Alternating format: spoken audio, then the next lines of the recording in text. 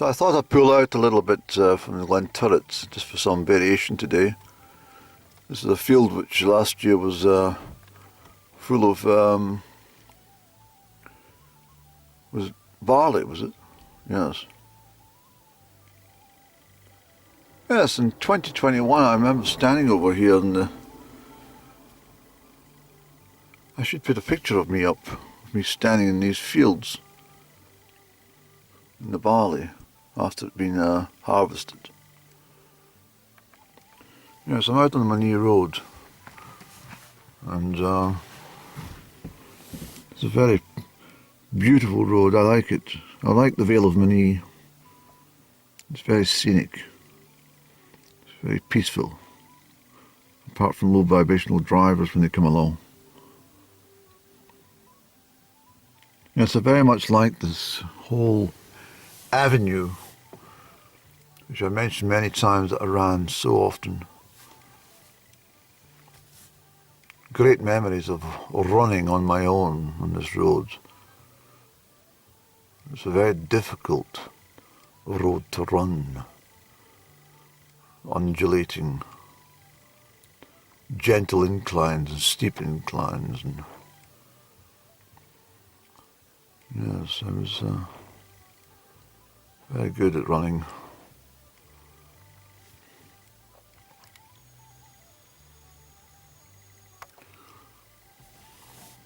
Funny things that spring to your mind when you're just minding your own business. I was thinking of, well, I've come out for a little drive today just to exercise the driving gloves and the car coat. There's also the fact that Radio Nangel, which is playing gently in the background, will soon switch from the Gaelic music to the classical music, being a Wednesday afternoon. I shall enjoy this as I drive around the avenues of Strathairn. Yes, I was thinking there about, well, they always say that someone's, I don't know if you've ever been robbed at knife point, but I've been robbed at knife point and, well, attempted to be robbed at knife point. Well, I was robbed at knife point. They didn't get away with anything. So let me see, they attempted to rob me, which was a robbery, at knife point, whilst I was in Amsterdam in 1984. And they wanted my rings. I used to wear a very, very large ring on my finger. It was silver and emerald. It was a genuine, no, it was a fake emerald. The way to say it was a real emerald. Well, I don't know. And this chap I met many times, he's walking his dog. He's a very nice person. I don't think he'd like to be on camera though. What am I going to do now? Well, anyway, I was, let me lower the camera slightly from this chap. I was minding my own business in Amsterdam and I was approached by two individuals. I won't give their creed or colour or race or anything, but they pulled out a knife and just demanded that I hand over the rings on my fingers.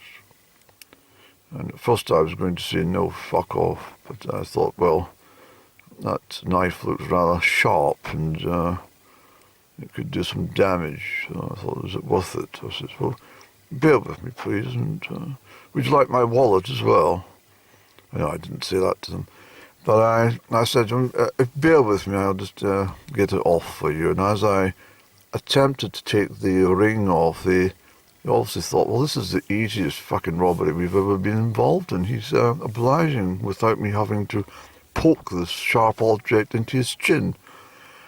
And as they were taken aback by my actions, it gave me this moment of opportunity when I just ran through the two of them and sprinted like hell down a couple of alleyways, and I was gone. They couldn't catch me. I was so quick on my feet. I never even looked back to see if they were chasing. I've also been, chased at knife point in London. I remember round about Leicester Square, well, from Waldo Street to Leicester Square, this chap was chasing me with quite a large blade, and I thought, he's very antisocial, he's very low vibrational, what's wrong with him? And so I kept running, and I thought to myself, well, he looks rather determined, he's going to catch me if I don't scamper around this corner. And as I came round the corner, there was some scaffolding. So what I did was I leaped up with both my arms onto scaffolding, and I continued to pull myself up, and I lay flat on the scaffolding as I heard his footsteps trundling by. And I heard him stop and, back and forth. And I thought, well, he was very determined. There must have been something I've said to the chap, and he's been very upset. I think I called him a cunt or something like that. And anyway, that was a scary moment in Leicester Square. But what I was talking about was the fact that they always say knife point. I said robbed at knife point, or attempted to be robbed at knife point, or somebody produced a knife. But of course the knife's going to have a point on it, isn't it? You wouldn't attempt to rob somebody with a blunt knife or a butter knife or something. Well, a knife which is rounded at the edge. It's going to be pointed, isn't it? You wouldn't rob somebody with a pencil sharpener, would you? So I just thought it was very strange that they always say somebody was robbed at knife point. Robbed with a knife. I mean, you wouldn't be assaulted at punch point. I was assaulted at punch point.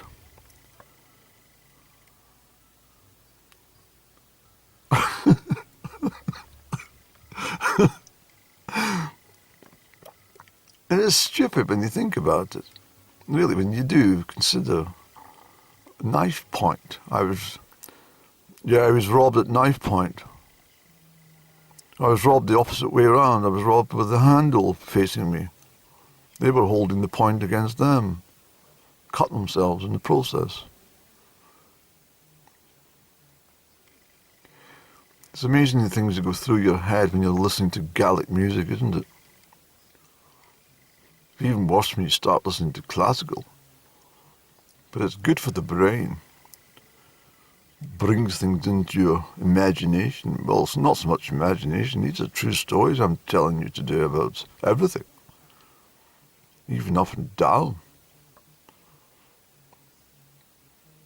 I get a feeling that Up and Down actually loves me, I get more the impression of late that she's actually very much in love, but she still takes the position that she would rather remain silent on this matter. She prefers to keep her love thoughts to herself. But I think she wrestles in her sleep about it. I think she thinks about me when she's peeling the potatoes, if she eats potatoes. I don't think she does she? I don't think she eats anything. No, I don't think she does. Biscuits. Toffee apples or something. Yes, I think that's right. I think Up and Down told me that she doesn't eat anything, but she likes to sit down to a candy floss for tea. And she's always got lights on in her house, and she flickers them like she's at the fun fair. White seems to be a very popular vehicle at the moment. I remember when it used to be silver. Up and Down used to drive silver before she got the Modest Traveller.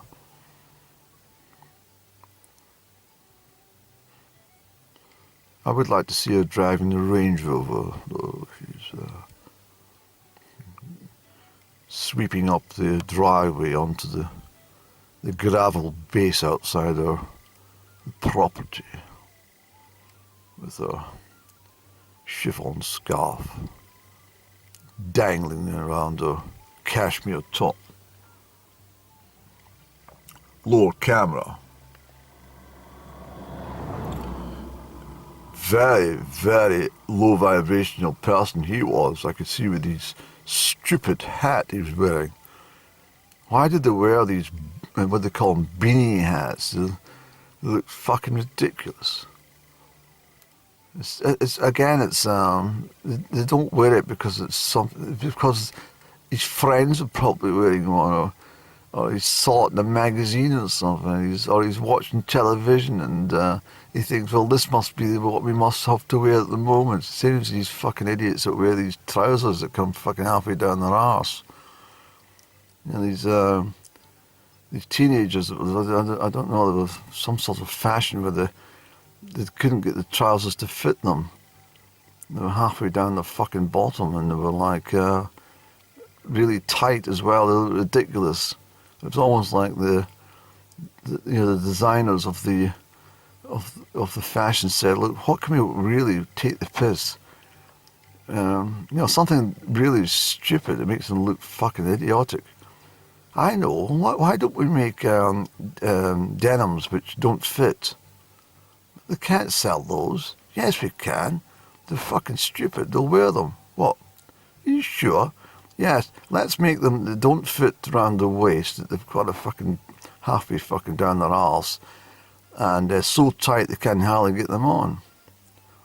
Oh, well, it'll save some denim, won't it? Yes, but these people are thick. Let's get somebody to advertise it's a great thing to wear. Okay, we'll try it. And lo and behold, it worked. Fucking millions of fucking idiots have been walking around. Can't even show their mates the photographs because they know themselves they look that fucking stupid.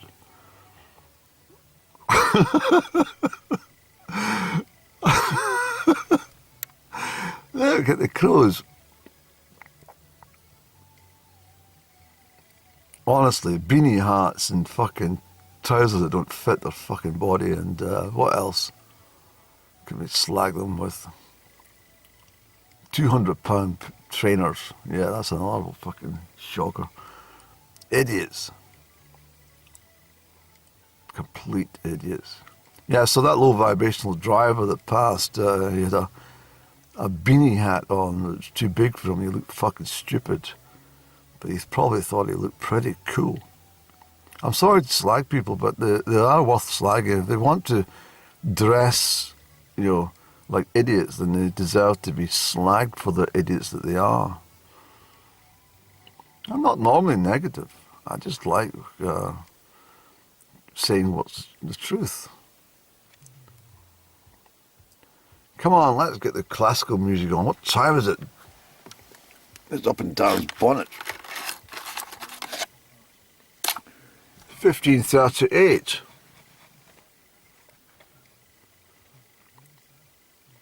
Come on, let's go and have a... What time's the classical music on? It's late.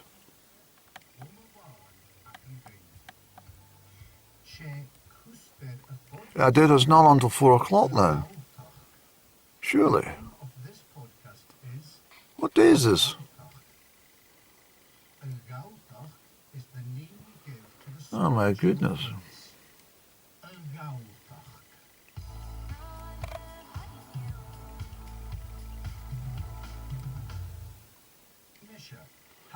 Oh well. It is on at 4 o'clock, you fool, Andrew.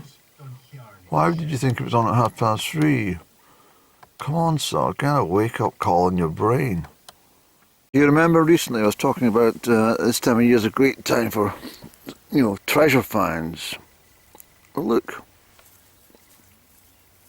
If you go to the edge of fields, you'll find lots and lots of stuff. Now this is very, very nice indeed. It's a ceramic of some sort, but it's obviously broken, Andrew. But do you understand that if you go a-searching around the field edges in March when they've ploughed. It's wonderful. You can find so much. You won't get anything that's whole, but you might find something very peculiar. There's always something showing face. Always something showing face, Andrew. Let's have a little wander along here, just a little bit, and see if there's anything we can find. Oh, it's chilly, isn't it? It's what people would say, it's a raw day. It's very raw. Oh, it's very cold and raw. It's very chilly and raw. The couple in the field opposite are wondering, what on earth is he doing filming? What is he doing, this chap? We see him often. He's always wandering about with a stick or a camera or both. But one thing they have noticed is I never wear a beanie hat. Because I'm not fucking stupid. Yeah. There's more ceramic here. Is it? No. False alarm, I'm afraid. False alarm. Let's not venture too far from the car, Andrew. Come on, son.